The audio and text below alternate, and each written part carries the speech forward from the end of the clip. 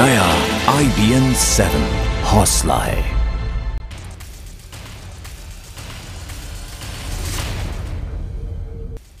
नमस्कार, स्वागत है आप सभी का IBN 7 में। आप देख रहे हैं सारा देश 100 खबरें। वेतन न मिलने से MCD के सफाई कर्मचारी फिर हड़ताल पर है। पूर्वी दिल्ली की कॉलोनियों में आजकल सड़कें कूड़े से पटी पड़ी हैं। गंदगी और भयंकर बदबू से लोग परेशान हैं।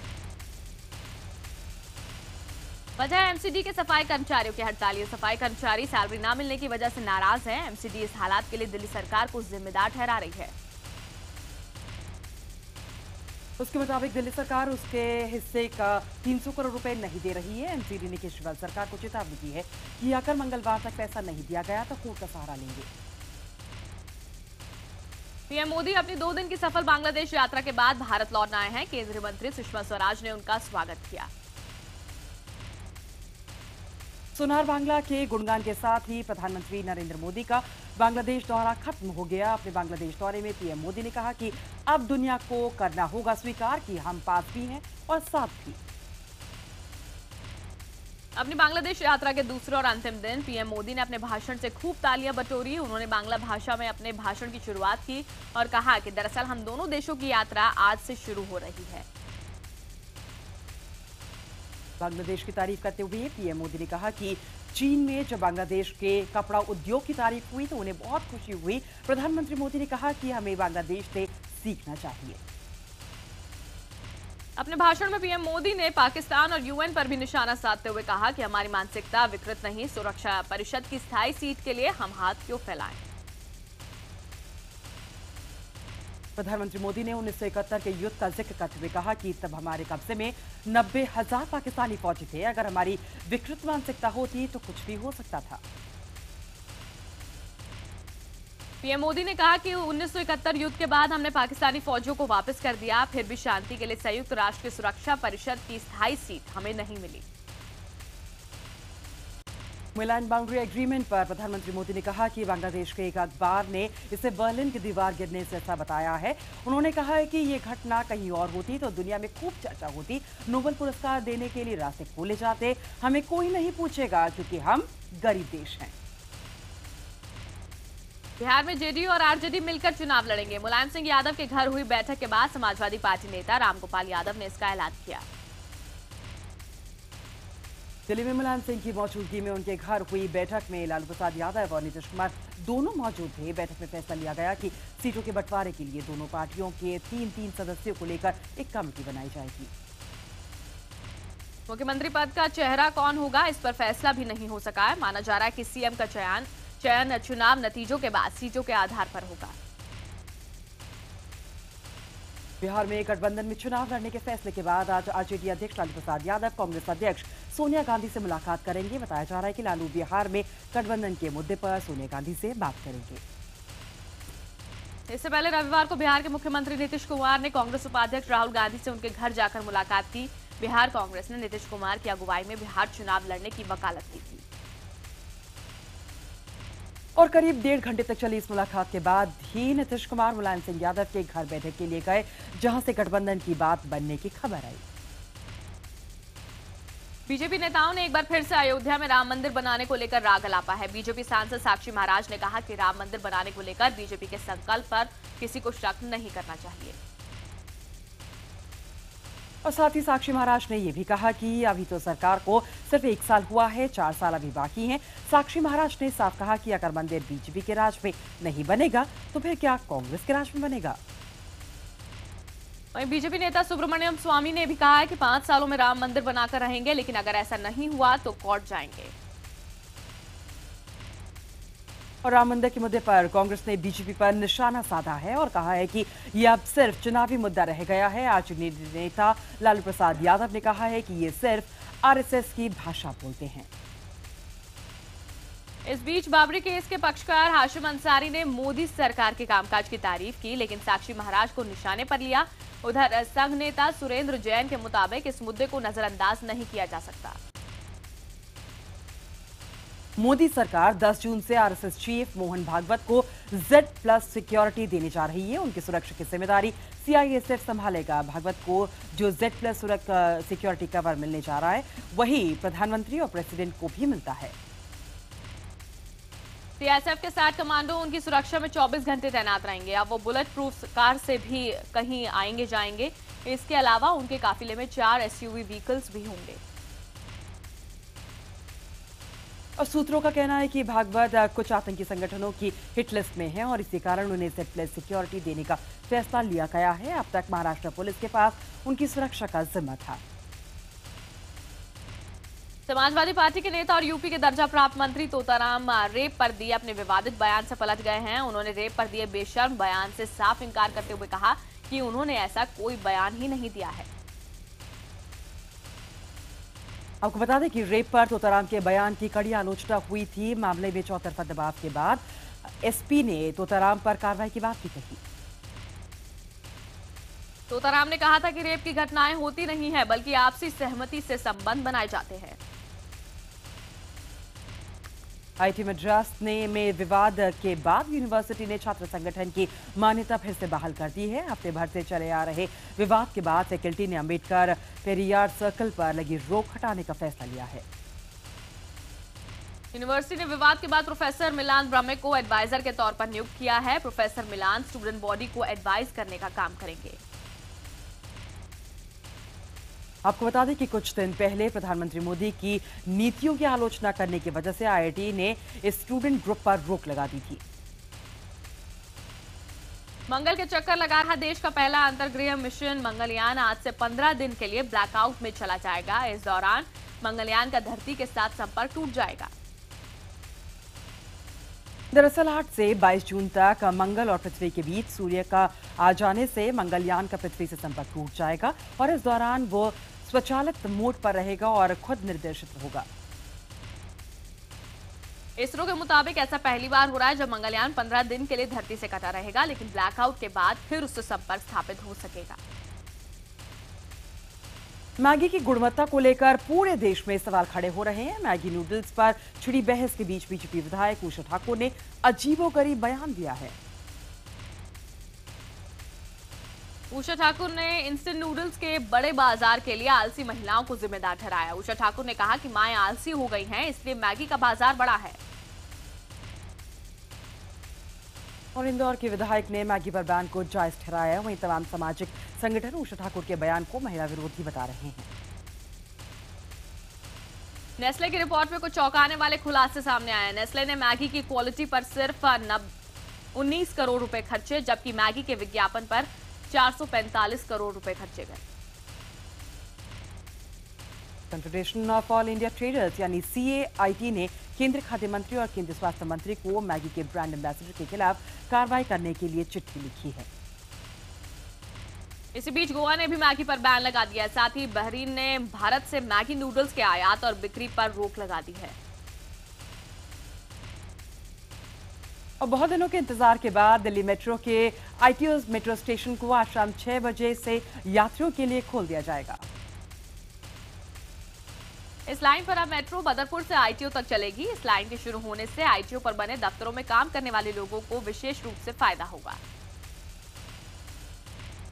केंद्रीय शहरी विकास मंत्री वेंकैया नायडू और दिल्ली के मुख्यमंत्री अरविंद केजरीवाल आज शाम 4 बजे झंडा दिखाने के अवसर पर वहां पर मौजूद रहेंगे।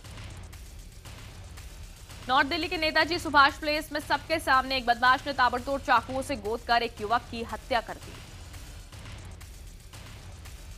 बताया जा रहा है कि मृतक दीपक अपनी एक जानकार लड़की से बात कर रहा था और इसी दौरान आरोपी अप्पू ने लड़की पर कुछ कमेंट्स किए। इस बात को लेकर दीपक और आरोपी अप्पू के बीच झगड़ा हुआ, जिसके बाद आरोपी अप्पू ने दीपक की चाकू से गोदकर हत्या कर दी और हत्या के बाद से आरोपी अप्पू फरार है। वहीं पुलिस ने शव को कब्जे में लेकर पोस्टमार्टम के लिए भेज दिया है और आरोपी अप्पू की तलाश की जा रही है। दिल्ली में 40 लाख की लूट का मामला सामने आया, जिसमें बीटेक, बीबीए और BCA कर रहे 4 हाई प्रोफाइल छात्र गिरफ्तार किए गए हैं। इन छात्रों ने महिपालपुर में सामान से भरा ट्रक लूटा था। इसके पास से 40 लाख के स्पेयर पार्ट्स और अन्य सामान बरामद किए गए। मुंबई के मीरा रोड पुलिस थाने में एक पुलिस इंस्पेक्टर और 2 हवलदारों पर एक शख्स के साथ मारपीट कर उसे 5 लाख की रकम वसूलने का आरोप लगा है। और आरोप है कि पुलिस वालों ने एक शख्स की शिकायत पर 4 महीने पहले भंवर सिंह नाम के एक शख्स को उसके घर से जबरन उठा लिया और पुलिस स्टेशन ले जाकर उसके साथ मारपीट की। मुंबई में जर्नैल सिंह भिंडरावाला का पोस्टर दिखने के बाद हड़कंप मच गया। मुंबई पुलिस ने आशंका जताई है कि पोस्टर लगाए जाने के बाद शहर में कानून व्यवस्था की स्थिति बिगड़ सकती है। मुंबई पुलिस ने पोस्टर लगाने वाले की तलाश शुरू कर दी है। भिंडरावाला के पोस्टर को गंभीरता से लेते हुए राजनीतिक दलों ने हाई लेवल जांच और दोषियों पर कड़ी कार्रवाई की मांग भी की है। यूपी के गोरखपुर में आरक्षण की मांग को लेकर प्रदर्शन के दौरान एक बच्चे की मौत हो गई। हादसा गोरखपुर के सिहापार हाल्ट के पास हुआ, जहां निषाद समुदाय के लोग प्रदर्शन कर रहे थे। प्रदर्शन के दौरान मौके पर गोरखपुर के डीआईजी के पहुंचने पर प्रदर्शनकारियों से विवाद हो गया, जिसके बाद पत्थरबाजी भी हुई और जवाब में पुलिस ने लाठीचार्ज किया।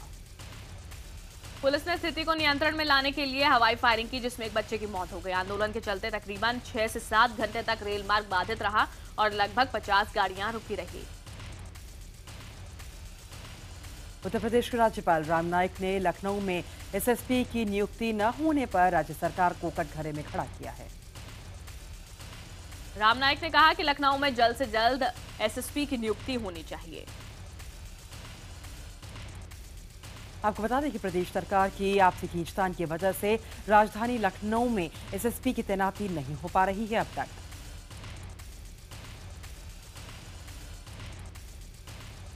5,500 करोड़ में सहारा समूह के 3 होटलों का सौदा होने के बाद सहारा समूह के मुखिया सुब्रत राय को राहत मिलने की उम्मीद जताई जा रही है।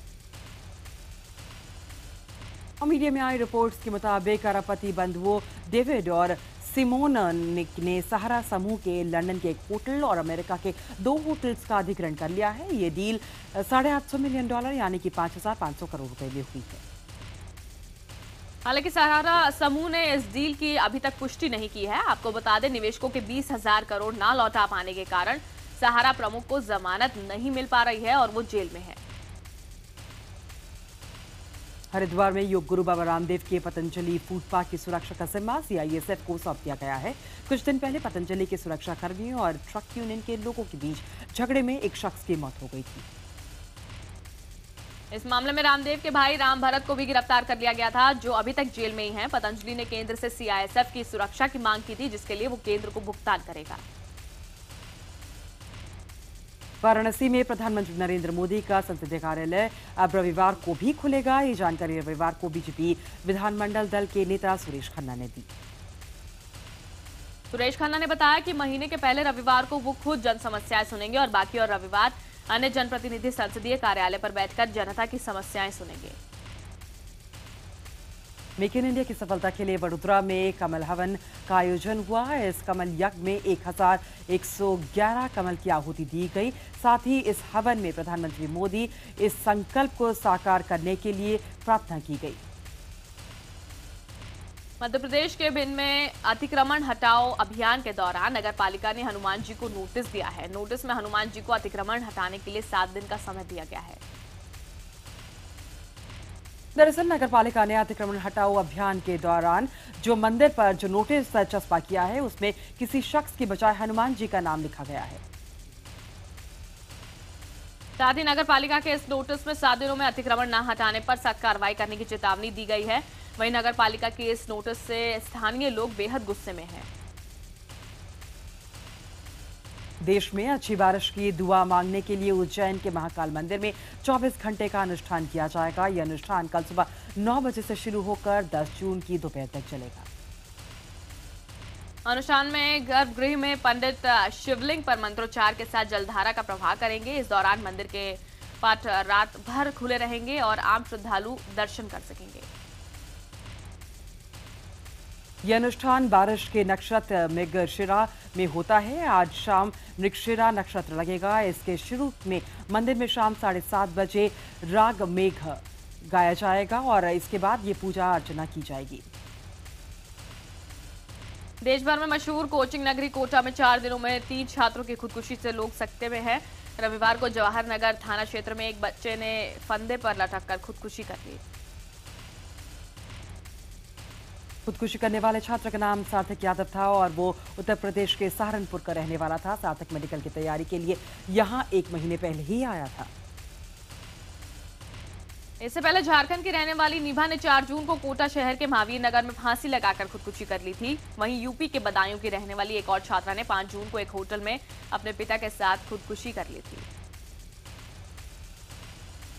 मुंबई में आखिरकार मानसून पहुंच गया है। मुंबई की पहली बारिश ने जहां गर्मी से परेशान लोगों को राहत दी, वहीं ये बारिश मुंबई वासियों के लिए कुछ मुसीबत भी लेकर आई है। शहर के कई इलाकों में पानी भरने से लंबा ट्रैफिक जाम लग गया। पहली बारिश ने बीएमसी के उन तमाम दावों की पोल खोल दी जिसमें कहा गया था कि इस साल जल जमाव की परेशानी नहीं होगी। मुंबई के निचले इलाकों में तो घरों में भी पानी घुस गया है। तेज बारिश और हवाओं के चलते कई जगहों पर पेट भी गिर गए। परेशानियों के बावजूद लोगों ने इस पहली बारिश का जमकर लुत्फ उठाया। नैनीताल की भीम झील इन दिनों टूरिस्ट के लिए आकर्षण का केंद्र बनी हुई है। यहाँ पर टूरिस्ट के लिए झील में वाटर रिजॉर्बिंग शुरू की गई है जिसे सैलानी बेहद पसंद कर रहे हैं। गौरतलब है कि झीलों की नगरी नैनीताल आने वाले सैलानियों की पहली पसंद झील और उनमें बोटिंग करना ही होता है। ऐसे में वाटर रिजॉर्बिंग की शुरुआत के चलते लोग इसका भरपूर मजा ले रहे हैं, जहां वाटर रिजॉर्बिंग को बच्चे खूब पसंद भी कर रहे हैं। रेल मंत्री सुरेश प्रभु ने हटिया में 8.65 करोड़ की लागत से बने रेलवे स्टेडियम पर हॉकी के लिए बने एस्ट्रो टर्फ का उद्घाटन किया। रेलवे विभाग को हॉकी में नई ऊंचाइयां देने पर रेल मंत्री सुरेश प्रभु ने खिलाड़ियों को बढ़ावा देते हुए कहा कि विभाग निरंतर हॉकी को बढ़ावा देती रहेगी। भारतीय टीम आज सुबह बांग्लादेश दौरे के लिए रवाना होगी। दौरे में भारतीय टीम 3 वनडे और 1 टेस्ट मैच खेलेगी। विराट कोहली के नेतृत्व में टीम इंडिया 10 तारीख से दौरे का एकमात्र टेस्ट मैच खेलेगी। फतुल्ला में 10 जून से एक टेस्ट मैच खेला जाएगा, जबकि मीरपुर में 18, 21 और 24 जून को 3 वनडे खेले जाएंगे। फ्रेंच ओपन के पुरुष फाइनल में 8वीं वरीयता प्राप्त वावरिंका ने पहली वरीयता प्राप्त जोकोविच को हरा दिया है। फाइनल में वावरिंका ने जोकोविच को 6-4, 4-6, 3-6 और 4-6 से हरा दिया। वावरिंका के करियर का ये दूसरा ग्रैंड स्लैम खिताब है। वहीं इस हार के साथ ही जोकोविच का करियर ग्रैंड स्लैम जीतने का सपना अधूरा रह गया। 21वीं एशिया एथलेटिक्स चैंपियनशिप में टिंटू लुका ने अव्वल रहकर किसी बड़े इंटरनेशनल टूर्नामेंट में पहला गोल्ड मेडल जीता है। भारत आखिरी दिन 5 मेडल जीतकर तीसरे स्थान पर रहा। भारत ने कुल 4 गोल्ड, 5 सिल्वर और 4 ब्रॉन्ज मेडल जीते। चीन 15 गोल्ड, 13 सिल्वर और 13 ब्रॉन्ज मेडल के साथ टॉप पर रहा, जबकि कतर दूसरे और जापान चौथे स्थान पर रहा। चलिए इसी के साथ वक्त एक छोटे से ब्रेक का, लेकिन ब्रेक के बाद आपको बताएंगे बजरंगी भाईजान के फैंस के लिए क्या है खुशखबरी। सलमान की कौन सी कीमती चीज मिल सकती है आपको, देखिए छोटे से ब्रेक के बाद।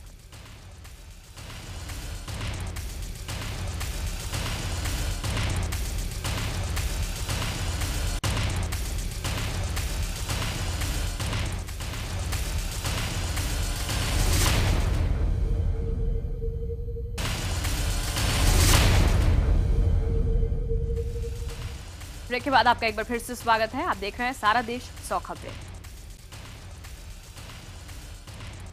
कुआलालंपुर में आईफा अवार्ड समारोह के दौरान शाहिद कपूर अभिनेता हैदर और कंगना रनौत को क्वीन छाई रही। उन दोनों की दोनों फिल्में लोकप्रिय श्रेणी के 3 पुरस्कार जीतने में कामयाब रही। शाहिद को हैदर के लिए सर्वश्रेष्ठ अभिनेता और कंगना को क्वीन के लिए सर्वश्रेष्ठ अभिनेत्री का खिताब मिला। फिल्मकार सुभाष घई को समारोह में लाइफ टाइम अचीवमेंट पुरस्कार से नवाजा गया। दीपिका पादुकोण को वुमेन ऑफ द ईयर का पुरस्कार दिया गया। पीके के लिए राजू हिरानी ने सर्वश्रेष्ठ निर्देशक का पुरस्कार जीता।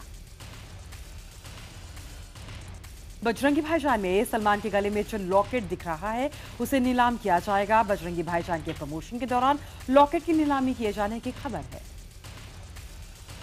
आलिया भट्ट अपनी अगली फिल्म उड़ता पंजाब में करीना कपूर खान के साथ बड़े पर्दे पर दिखेंगी। आलिया ने कहा है कि वो खुशकिस्मत महसूस कर रही हैं कि वो अपनी आदर्श करीना कपूर खान के साथ काम करेंगी। अभिषेक चौबे द्वारा निर्देशित फिल्म उड़ता पंजाब में शाहिद कपूर और पंजाबी स्टार दलजीत भी मुख्य भूमिका में हैं।